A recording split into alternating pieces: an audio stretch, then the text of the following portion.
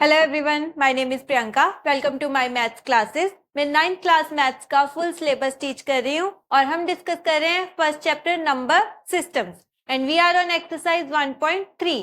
Previous class में हमने इस एक्सरसाइज के फर्स्ट 5 क्वेश्चन सॉल्व किए थे। अगर आप पहले उनका सोल्यूशन देखना चाहते हैं तो ऊपर आई बटन पे क्लिक करके देख सकते हैं। आज की क्लास में हम इस एक्सरसाइज के बाकी के क्वेश्चन सॉल्व करेंगे। So let's start today's class. So this is question number 6 of exercise 1.3. Look at the several examples of rational numbers in form p by q, where p and q are integers with no common factors other than 1 and having terminating decimal representation. Can you guess what property q must satisfy? So, जब भी कोई rational number होता है, so this is in form of p by q, where p and q are integer. तो कोई भी number जिसको हम p बाय q की फॉर्म में रिप्रेजेंट कर सकते हैं वो रैशनल नंबर होता है। सो रैशनल नंबर की जब भी हम डेसिमल रिप्रेजेंटेशन करते हैं तो उसकी क्या प्रॉपर्टी होती है? इधर इट इज टर्मिनेटिंग और it is non terminating and recurring. तो या तो ये टर्मिनेटिंग होता है या नॉन टर्मिनेटिंग एंड रेकरिंग होता है। सो हमें फाइंड आउट करना है कि क्यू मीन ये डिनोमिनेटर जो हम फ्रैक्शन में नंबर लिखते हैं इसका जो डिनोमिनेटर है इसकी क्या स्पेशल प्रॉपर्टी होनी चाहिए कि जो नंबर है जो डेसिमल रिप्रेजेंटेशन है वो टर्मिनेट हो जाए।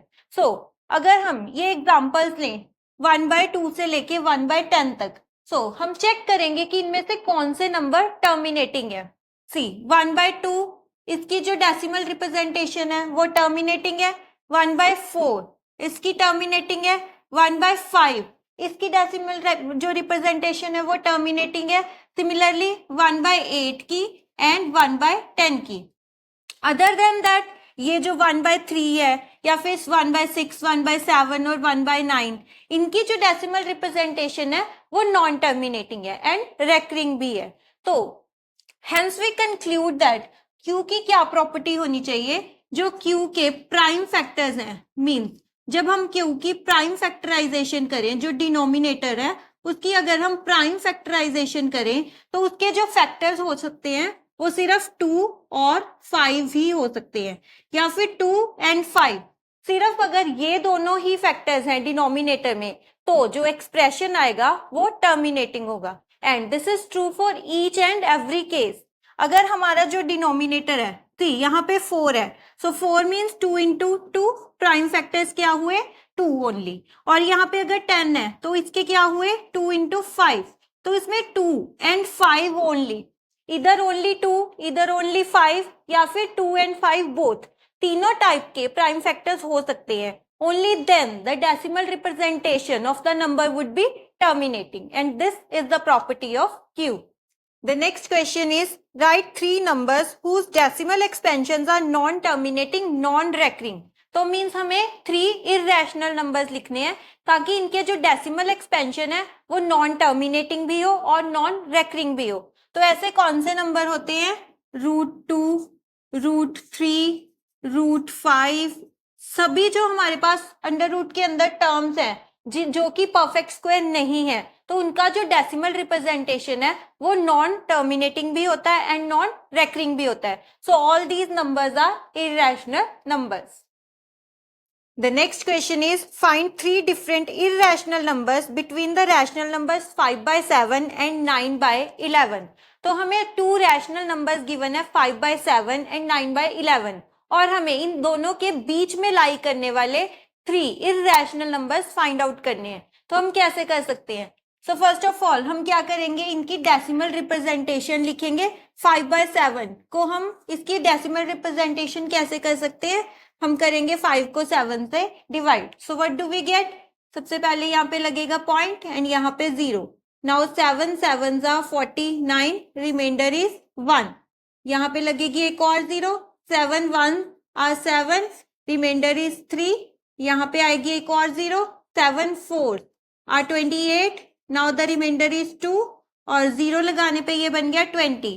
सो now 7 2 are 14 and remainder is 6 and this becomes 60. 7 8 are 56 and then remainder is 4 and now it is 40. 7 5 are 35 and now the remainder is 5.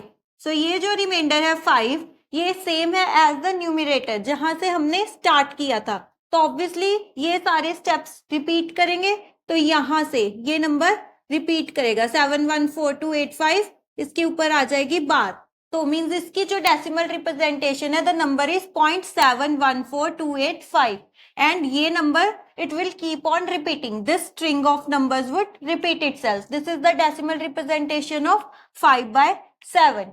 now हमने 9/11 को डेसिमल फॉर्म में लिखना है, मींस हमने 9 को 11 से डिवाइड करना है, सो फर्स्ट ऑफ ऑल यहाँ पे पॉइंट एंड यहाँ पे 0.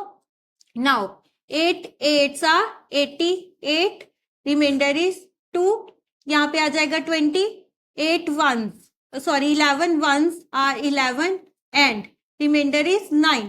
So again यहाँ पे 2 steps के बाद ही जो रिमाइंडर है वो रिपीट हुआ, मींस ये दोनों स्टेप्स कॉन्टिन्यूसली रिपीट करेंगे, तो हमारा जो आंसर आएगा 0.818181. So this would be our answer. हमारा क्वेश्चन है कि हमें इन दो नंबर्स के बीच में लाई करने वाले 3 इररेशनल नंबर्स फाइंड आउट करने हैं. मींस जो नंबर है वो 0.74285 से बड़ा होना चाहिए एंड 0.8181 से छोटा होना चाहिए. तो हम नंबर क्या लिख सकते हैं, and the number should be irrational also. So अगर हम यहाँ पे लिखें पॉइंट, फर्स्ट नंबर हम लिख सकते हैं ऑब्वियसली इस नंबर से बड़ा होना चाहिए. सो यहाँ पर है 714, तो हम अगर यहाँ पर 73 लिख ले तो ऑब्वियसली इस नंबर से वो नंबर बड़ा हो गया.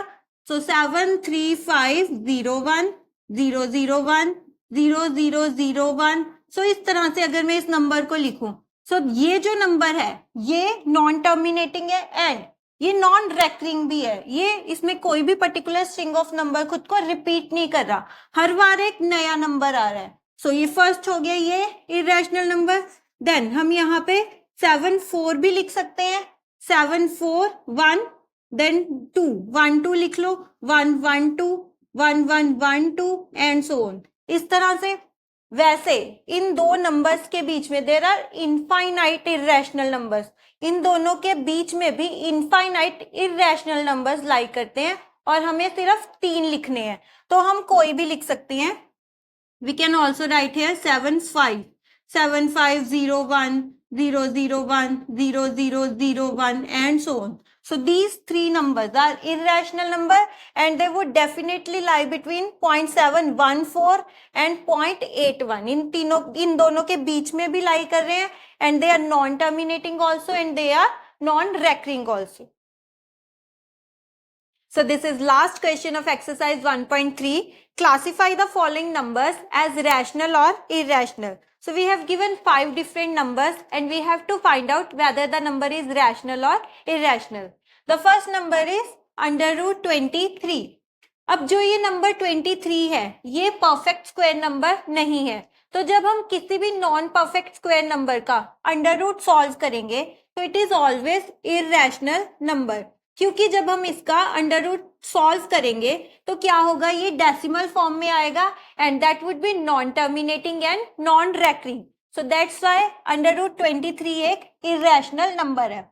Second is under root 225. अब 225 क्या है, एक परफेक्ट स्क्वायर नंबर है. So under root of 225 is 15, तो ये टर्म जो है अंडर रूट से बाहर आ जाएगी. So this is equal to 15 and 15 is a rational number. So जो सेकंड नंबर है that is a rational number. The third number is 0.3796. अब 0.3796 ये एक टर्मिनेटिंग डेसिमल नंबर है जिसको easily p by q form में लिखा जा सकता है. This is equal to 3796 and divided by 1 2 3 4 10,000. क्योंकि डेसिमल के बाद यहाँ पे 4 डिजिट्स है, so we will put 4 zeros over here. So 1 के बाद लगेंगे 4 zeros and this is the p by q form representation of this given number. इसको p बाय q फॉर्म में लिख सकते हैं. So that's why this number is a rational number. क्योंकि जिस भी नंबर को हम p by q फॉर्म में रिप्रेजेंट कर सकते हैं that number is a rational number. Now the fourth number is 7.478478. So यहाँ पर क्या है 478, ये जो string of numbers है this is repeating. So 7.478 478 and so on. So ये जो डेसिमल नंबर है ये नॉन टर्मिनेटिंग है but this is recurring. So definitely this is a rational number. जब हमारे पास नंबर जो कि एक नॉन टर्मिनेटिंग डेसिमल नंबर है अगर वो रेकरिंग होता है then that is a rational number. The last number is 1.01, 001, 0001. So as we have already discussed कि इस टाइप का जो नंबर होता है ये एक इरेशनल नंबर होता है क्योंकि यहाँ पे जो हमारा डेसिमल रिप्रेजेंटेशन है वो नॉन टर्मिनेटिंग है एंड नॉन रेकरिंग भी है. यहाँ पे 01001 हर एक बार इसमें एक एक जीरो ऐड हो रही है मतलब कोई भी पर्टिकुलर स्ट्रिंग ऑफ नंबर खुद को रिपीट नहीं कर रहा है and this is never ending also. So that's why this number is irrational number. इस नंबर को कभी भी P by Q की फॉर्म में रिप्रेजेंट नहीं किया जा सकता. So this is irrational number. So this is the complete solution to exercise 1.3. अगर आपको कुछ भी डाउट है आप कमेंट सेक्शन में पूछ सकते हैं. आप अपने डाउट्स एंड क्वेश्चंस मुझे मेल आईडी पे सेंड भी कर सकते हैं. My mail ID is Priyanka priyanka.181187187@gmail.com. तो नेक्स्ट क्लास में हम एक्सरसाइज 1.4 सॉल्व करेंगे. If you want to learn with me subscribe to my channel. See you in the next class.